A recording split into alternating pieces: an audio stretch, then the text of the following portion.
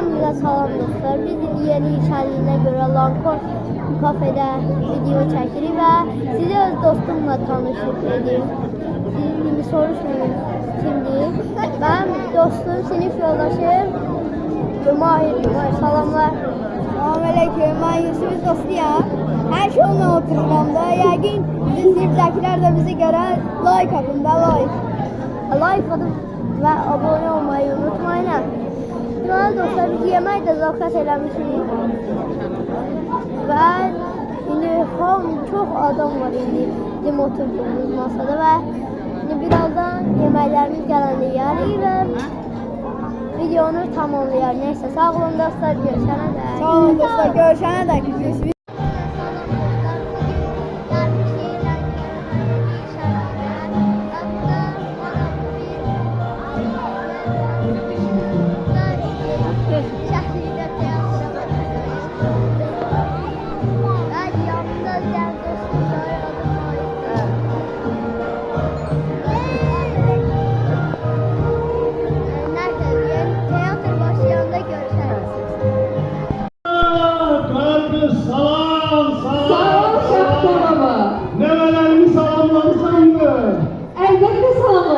Hamımız bir yere senin yolunu gözlüyoruz. Hoş geldin kardeş, sağ ol.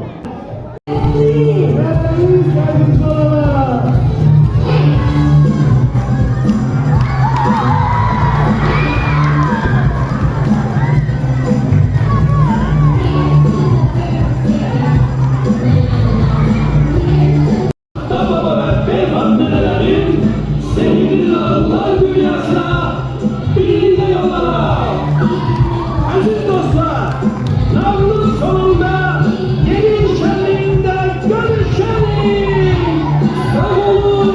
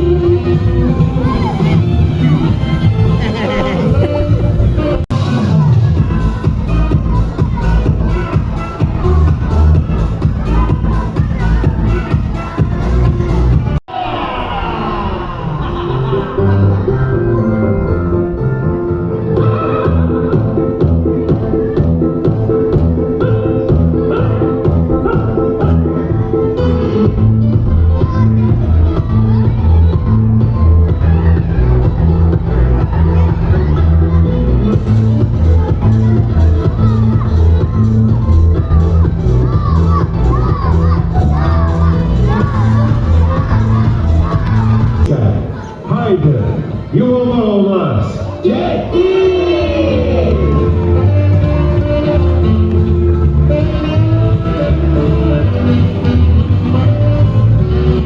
Devletimize bol ruzi, saadet bahşene. Yar, yar ey gar.